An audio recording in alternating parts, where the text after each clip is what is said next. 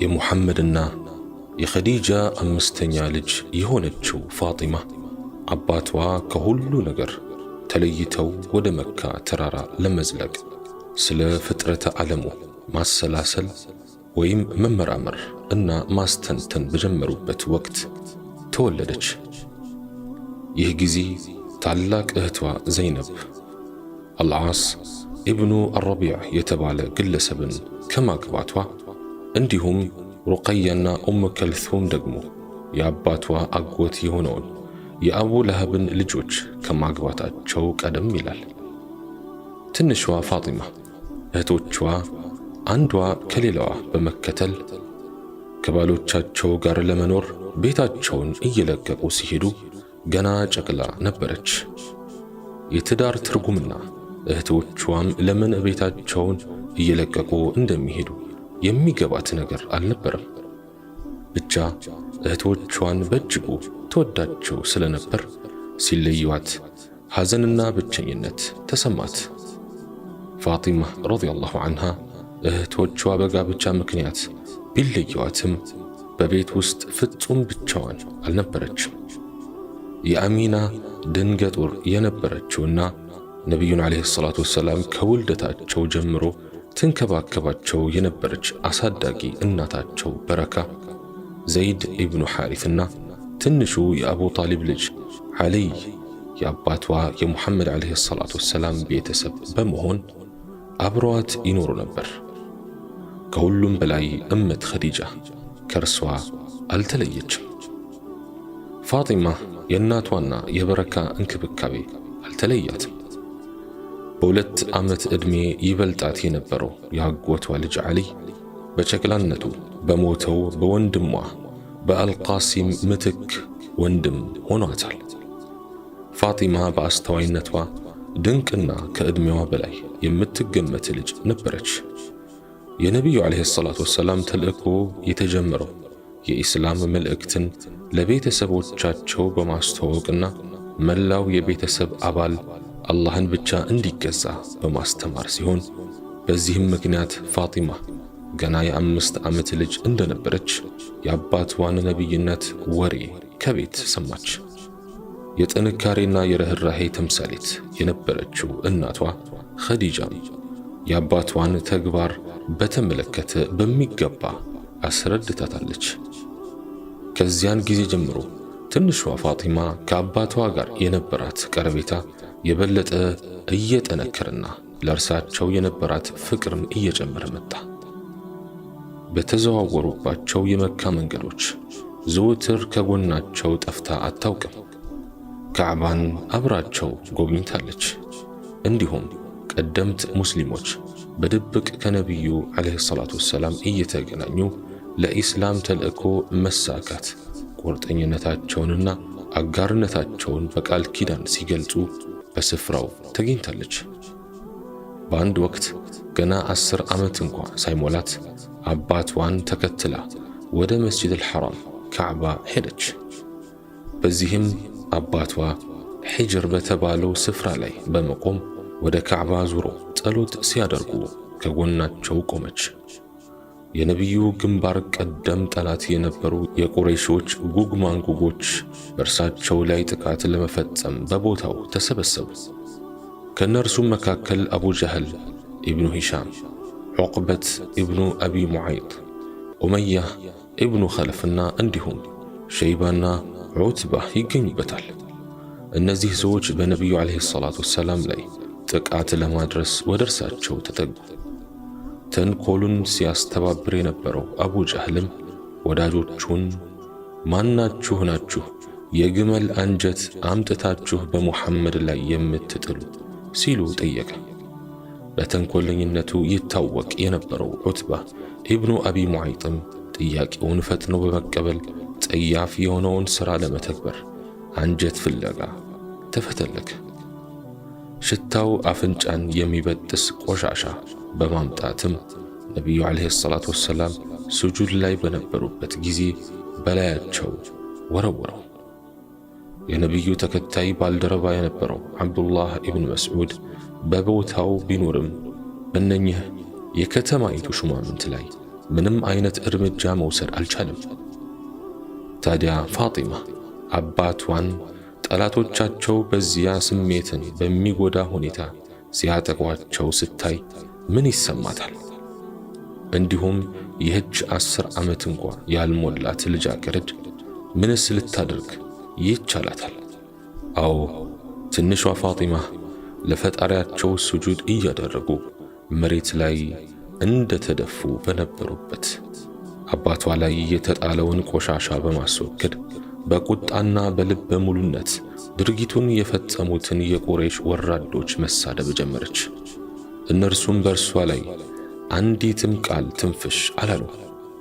ታላቁ ነቢይም ከስጁዳቸው በመነሳት ሶላታቸውን ከጨረሱ በኋላ ጌታዬ ሆይ ቁረይሾችን የእጃቸውን ስጣቸው ሲሉ አላህን ለመኑ።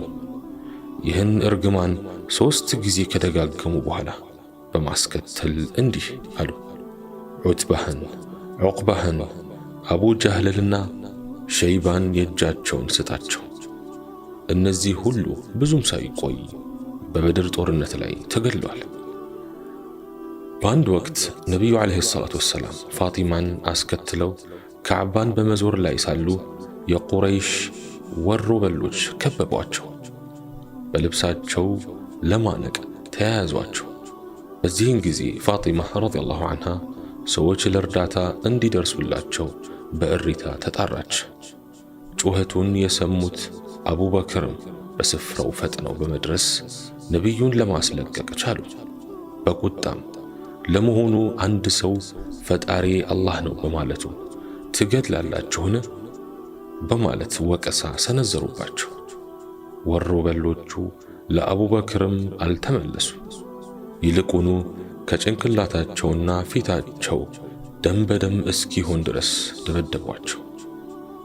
በአባቷና በቀደምት ሙስሊሞች ላይ እየተፈጸመ የነበረው አረመኔያዊው የቁረይሽ ነገር ጥቃት በታዳጊዋ ፋጢማ አእምሮ ውስጥ ልዩ ቦታ ነበረው።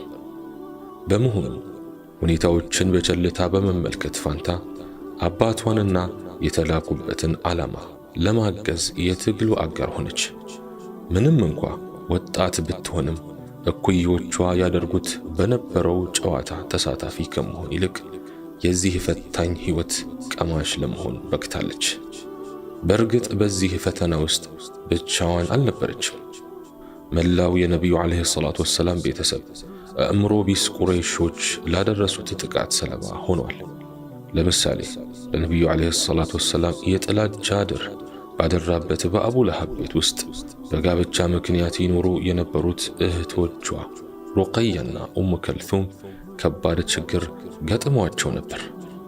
የነቢዩ ልጆች ባልተቤቶች የነበሩት የኡሙ ጀሚልና የአቡ ለሃብ ልጆች ሲሆኑ ቀድሞውኑ እመት ኸዲጃ ረዲየላሁ ዐንሃ ልጆቿን ለጋብቻ በጠየቋት ጊዜ በእናታቸው መላሰኝነት ሳቢያ ቅሬታ ተሰምቷት ነበር።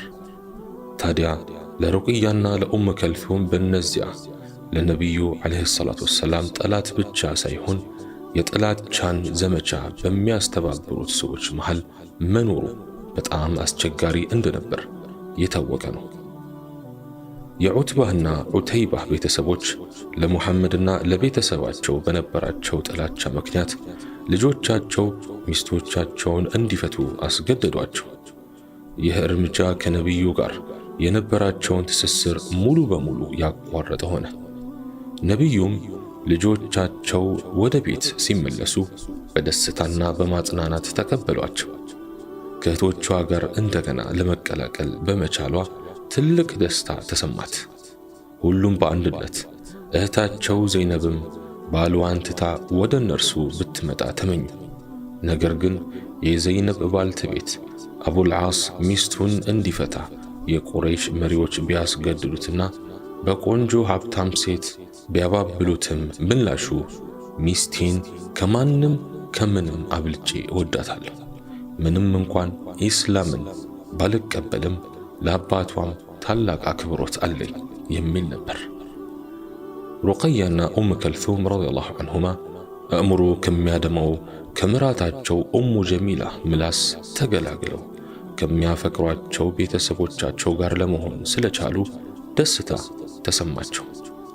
ብዙም ሳይቆይ ሩቅያ ከቀደምት ሙስሊሞች አንዱ ለሆነው ለወጣቱና አይን አፋሩ ለዑስማን ኢብኑ ዓፋን ረዲየላሁ ዐንሁ ተዳረች።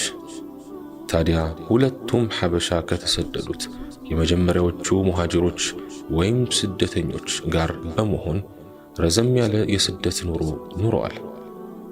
የመጀመሪያዎቹ ሙስሊሞች ወደ ሐበሻ እንደተሰደዱ በነቢዩ ዓለይሂ ሰላቱ ወሰላም በቤተሰባቸውና በተከታዮቻቸው ላይ የሚፈጸሙ ግፍና በደል እየጨመረ ሄደ።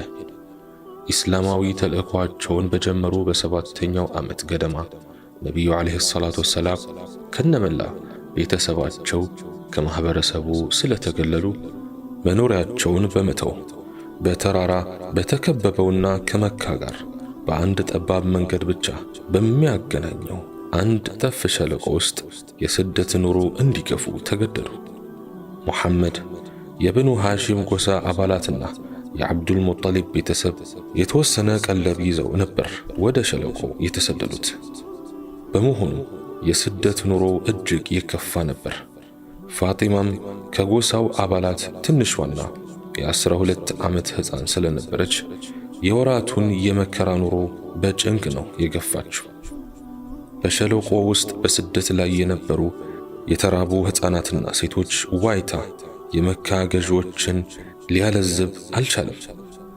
ቁረይሾችም ምንም ምግብ እንዳይተላለፍላቸውና ከሙስሊሞች ጋር ማናቸውም አይነት የንግድ ግንኙነት እንዳይካሄድ የተደነገገው ማዕቀብ እንዲጠነከር አደረጉ።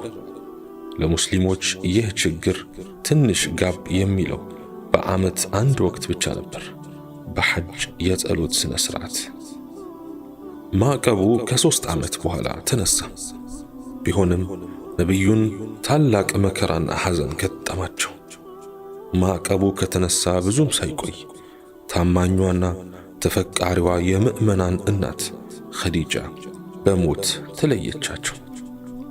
በእርሷም ሞት ምክንያት በ3ቱ ዓመታት የስደት ዘመን የነበራቸውን የእንክብካቤና የጥንካሬ ምንጭ አጥቷል። እመት ኸዲጃና ብዙም ሳይቆይ አቡ ጣሊብ ከዚህ ዓለም ያለፉበት ጊዜ ለነቢዩና ቤተሰባቸው የሐዘን ዓመት ዓመል ሑዝን በመባል ይታወሳል። ፋጢማ ረዲየላሁ ዐንሃ ምንም እንኳን ትልቅ እህቷ ኡሙ ከልቱም በቤት ውስጥ ብትኖርም ከእናቷ ሞት በኋላ የቤተሰብ ኃላፊነት ስሜት ይሰማት ጀመር። ለአባቷ መልካም እንክብካቤ ልታደርግላቸው እንደሚገባትም ተገነዘበች። ይህን ሐሳቧን በተግባር በመግለጿም ኡሙ አቢሃ ወይም የአባቷ እናት የሚል መጠሪያ ተሰጣት። ለአባቷ ታደርግ የነበረው እንክብካቤ ገደብ አልነበረው። በጭንቀትና በፈተና ወቅትም ታጽናናቸዋለች። ዘወትር በአባቷ ላይ ይሰነዘር የነበረው ጥቃት ለእምሮዋ እጅግ አሳማሚ ከመሆኑ የተነሳ ብዙ ታስብላቸዋለች። አንድ ወቅት አንድ እምሮ ቢስ ቁረይሽ ከመሬት አፈር ዘግኖ ራሳቸው ላይ ነሰነሰው። ሁኔታውን በታጋሽነት በማለፍ ከቤታቸው እንደገቡ ፋጢማ አፈሩን እያራገፈችላቸው አምርራ አለቀሰች። እርሳቸውም አታልቅሺ ልጄ፣ አላህ አባትሽን ከመጥፎ ነገር ይጠብቀዋል ሲሉ አጽናኗት። ነቢዩ ዓለይሂ ሰላቱ ወሰላም ለፋጢማ ረዲየላሁ ዐንሃ ልዩ ፍቅር ነበራቸው።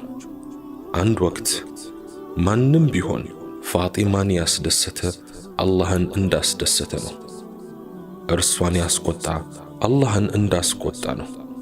ፋጢማ አካሌ ናትና እርሷን የሚያስደስት ሁሉ ያስደስተኛል፣ የሚያስቆጣት ሁሉ ያስቆጣኛል ሲሉ ተናግሯል። በተጨማሪም በዓለማችን ላይ 4 ምርጥ ሴቶች አሉ። እነርሱም ድንግል መርየም፣ የፊርዓውን ሚስት አስያ፣ የምእመናት